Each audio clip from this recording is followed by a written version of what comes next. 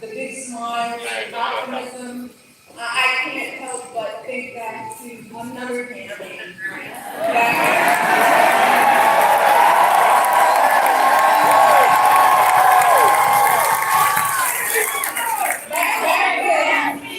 Back then, and we did, and we can do it again.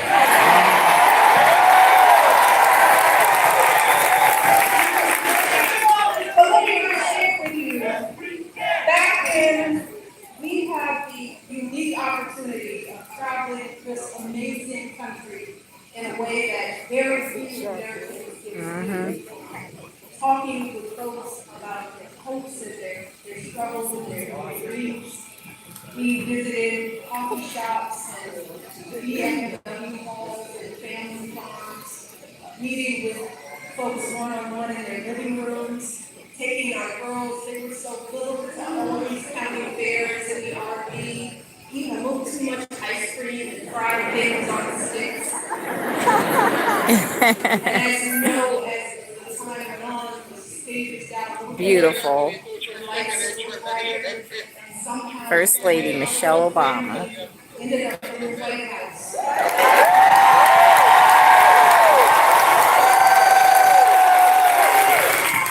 And over those 8 years, I saw this country at its fullest. That's right. I planted seeds with elementary school kids.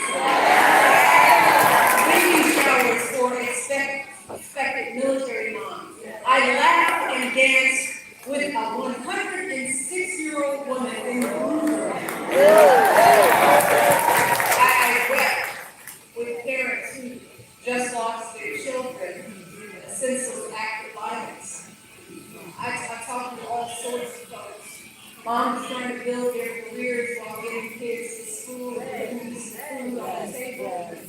Teenagers dodging bullets on their way to school. First generation college students struggling to find their footing on a campus where very few people look like them. There were so many highs and lows during that time. And the range of emotions on any given day could be staggering. I'll never forget one day in June when we were in Charleston, South Carolina, consoling families at the funeral of their loved ones killed by a gunman during Bible study. And then just a few hours later, as the sun set, we were back at the White House watching the lit up in the rainbow coverage of the LGBT.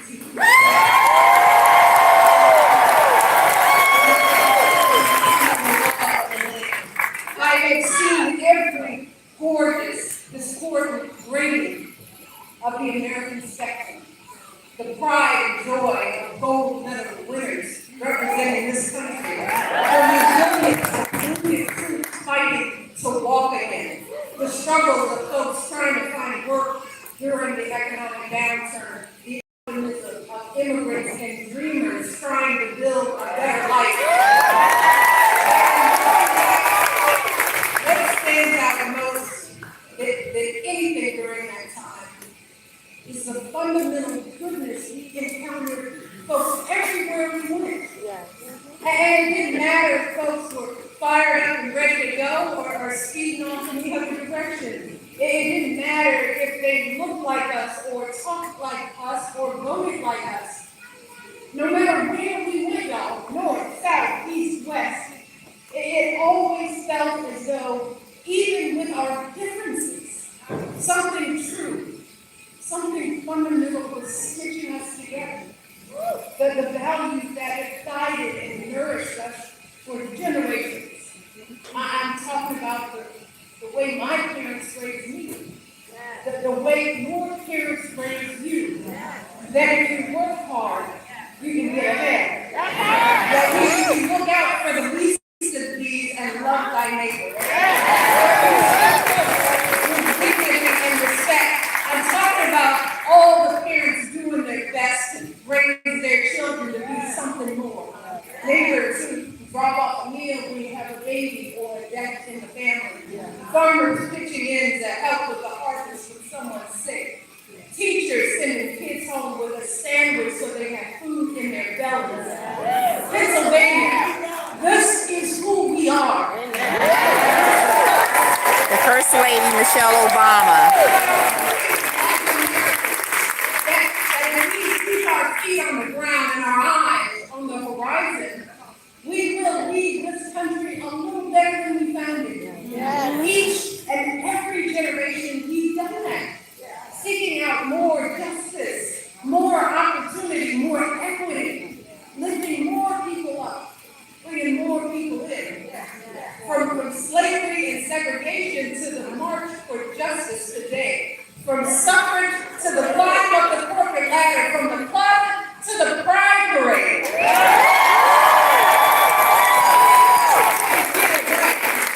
But here in America, we rise more than we fall.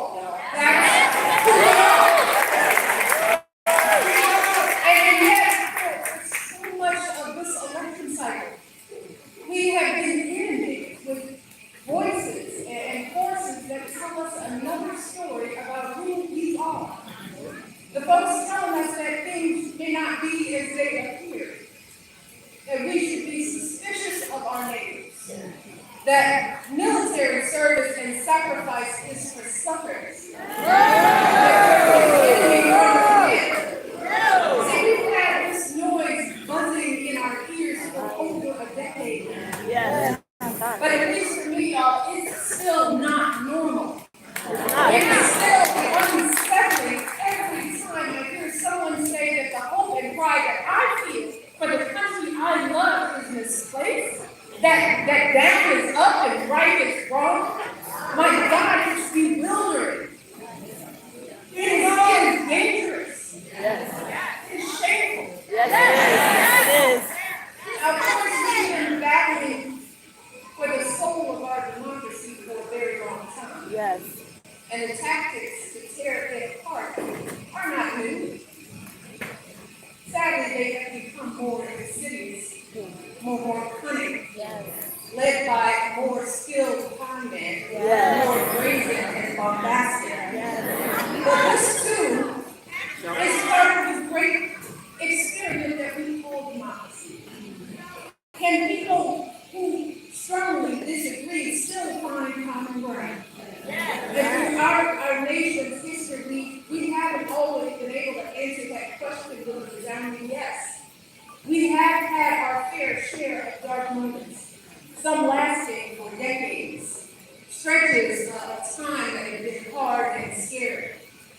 But for anyone who's ever endeavored to build or do something hard or scary, erecting a skyscraper, scaling a mountain, even a child building a sandcastle, you learn very quickly that it's a lot easier to destroy than to build up. So you can spend a lifetime carefully, painstakingly constructing something brick by brick, but it takes only one big wave and one strong gust of wind, and all your efforts can be swept away in an instant. That's what's at stake in this election. In this country, real change, true progress is hard to achieve, and it does take generations. It has taken years and years of sweat and blood and focus and strategy to make incremental forward movement in this country. But the wrong outcome can throw so much of that progress away. That's true in politics and in life. But that's why we lean on a higher power. That's why we lean on each other. Because every day we work and we work and we work with the full knowledge that at any moment it could all vanish. See, destruction is swift and merciless. Maybe it's a hurricane that rips through the coastline. Maybe it's a virus that steals our loved ones and leaves us isolated and alone. Maybe it's technology that multiplies our rage and magnifies our differences. Or maybe it's a small man trying to make himself feel great.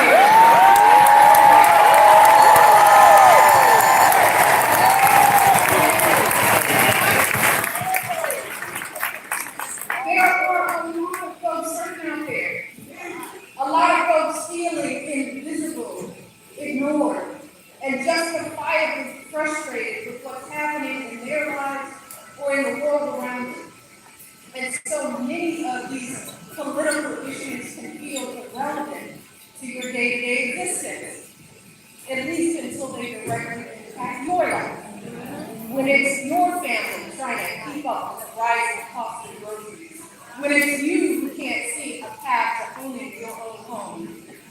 it's your kids whose school isn't keeping up or the board is banning their books. When it's your family at risk in a conflict overseas or stopped at the border.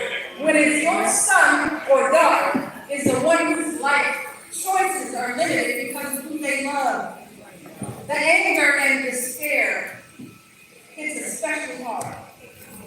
But during those dark and difficult times, y'all, we need leaders who will connect with people's pain and address the systemic issues at their root.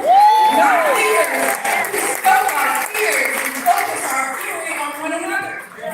See, because once you open up that gasoline can, once you wink at hate and make it normal to call somebody a bimbo or low IQ or human scum, well, you cannot control how fast and how far that fire of hate will spread. All of a sudden, someone feels emboldened to say that our fellow citizens in Puerto Rico come from a violent political opponent is the Antichrist. All of a sudden, folks are marching with torches, bringing cars through crowds of peaceful protesters, marching on our nation's capital to overturn a free and fair election. Look, y'all, as I said, destruction is swift and it is merciless, and no one knows where it will stop. See, one day it's coming for folks you've never met. Maybe it's immigrants or black people or trans community. Then it's coming for a neighbor, a friend, a family member who's Puerto Rican or Jewish or Palestinian. But then it's coming for you. Pennsylvania, this election is about many things. But one of the most important is reclaiming the mantle of who belongs in this nation.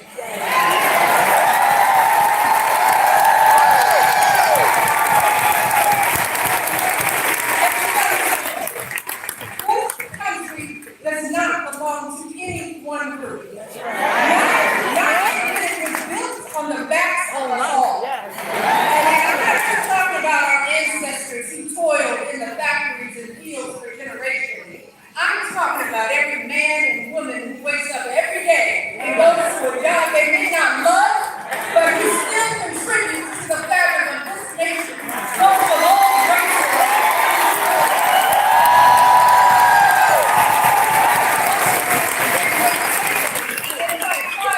And take out your trash and take care of your kids and pour concrete. The America that we love exists only because of all of our brothers and sisters. And I mean, no one has a right to a bigger stake in this country than the next person. All of our voices have merit. All of our struggles and hopes have meaning. And anyone who is trying to change that story out, anyone who tells us that American excellence is the product of only a chosen few, or that this country will improve only if we pass all folks aside. Let me tell you, I promise you, they are trying to erase the truth of what's always made this country great. The lessons we teach our children about how you gotta work for your seat at the table, how true excellence is earned. You can't inherit it or buy it. How every life has value. Pennsylvania, that's not the type of leader we deserve. We have to choose leaders who embody the values we seek to pass on to our children. There is no way that we can tell our kids that anything is possible, that we should be open and accepting of every voice and perspective, and then give them a leader who contradicts all of those lessons we taught them. All of our children are precious, and they deserve better role models. They deserve to grow up in a country that embraces them, no matter who they are or where they come from. Our children deserve to live in a world that nurtures their God-given promise.